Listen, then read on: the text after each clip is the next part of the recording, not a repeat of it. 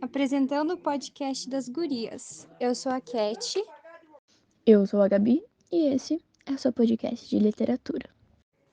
A gente vai falar sobre um pouquinho da terceira geração modernista. A terceira geração modernista, terceira fase do modernismo ou fase pós-modernista, representa o último momento do movimento modernista no Brasil. Também é chamada de geração 45, a última fase do modernismo que começa em 1945 e se estende até 1980. Alguns estudiosos preferem apontar que o fim do modernismo é na década de 1960. Outros afirmam que o modernismo está presente até os dias atuais. Os escritores desse período possuíam uma atividade mais formal, em oposição ao espírito radical constantador de liberdade desenvolvido numa semana de 1922. O momento que surge a terceira geração modernista no Brasil é o período menos conturbado em relação às outras duas gerações, ou seja, é a fase da redemocratização no país, visto que em 1945 termina o Estado Novo, que fora implementado pela ditadura de Getúlio Vargas. Em nível mundial, o ano de 1945 é também o fim da Segunda Guerra Mundial e do sistema totalitário do nazismo. Entretanto, tem início a Guerra Fria entre Estados Unidos e União Soviética e a corrida armamentista. As principais características da terceira geração modernista são academicismo, passadismo e retorno do passado, oposição à liberdade formal, experimentações artísticas, realismo fantástico, retorno à forma poética, influência do parnasianismo e simbolismo, inovações linguísticas e metalinguagem, regionalismo universal, temática social e humana, linguagem mais objetiva. A Gabs vai falar um pouco sobre os principais autores e obras dessa fase. Olá, gente, eu sou a Gabi e eu vou falar sobre a prosa modernista. Lembre-se que o modernismo no Brasil está dividido em 3 gerações, sendo a prosa o tipo de texto mais explorado na terceira fase. De tal modo, os tipos de prosa do período são classificados segundo sua temática. Temos a prosa urbana, que a principal característica dela é sua ambientação nos espaços da cidade, em detrimento do campo e do espaço agrário. Nesse estilo, destaca-se a escritora Lígia Fagundes Telles. A prosa regionalista.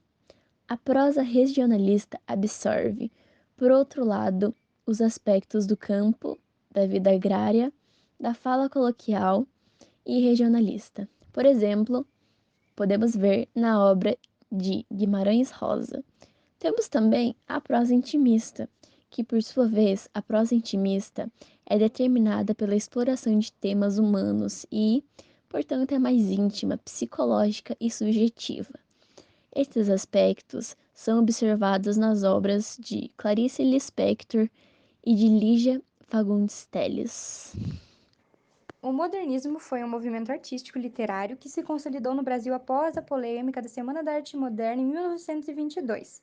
Autores e artistas trouxeram a liberdade estética, nacionalismo e a crítica social para os palcos e galerias do mundo, mudando para sempre o cenário artístico nacional. Você provavelmente já leu ou ainda vai ler alguma dessas obras que foram criadas durante esse período. Se o modernismo fosse uma pessoa, seria alguém vanguardista, sincerão e inconformado com a realidade. Além disso, estaria vestido de uma forma mais inovadora possível. Saberia falar muito bem do Brasil e seria o tipo de pessoa que deixa sua marca por onde passa. Bom, o modernismo não foi uma pessoa, mas foi um movimento composto por artistas e autores que marcaram para sempre a nossa cultura. Numa época onde sobraram insatisfações a respeito da política, economia e cultura, os artistas se uniam para romper com o tradicionalismo em busca de algo novo. A influência veio lá das vanguardas europeias, mas aqui no Brasil, os artistas que queriam resgatar a cultura local e romper com padrões estéticos sem medo de denunciar os problemas sociais e a dependência cultural com a arte gringa. Então, o grupo dos cinco, como foi chamado, a união dos artistas Mário de Andrade, Oswald de Andrade, Menotti Del Pica, Tarsila do Amaral e Anita Malfatti, lideraram um rolê que foi o marco inicial dessa nova era. Gabi de novo, e agora eu vou falar sobre algumas obras da poesia da terceira geração modernista.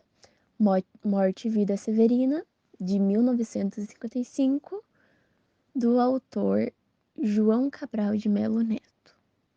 A Ave, de 1956, de Vladimir Dias Pino.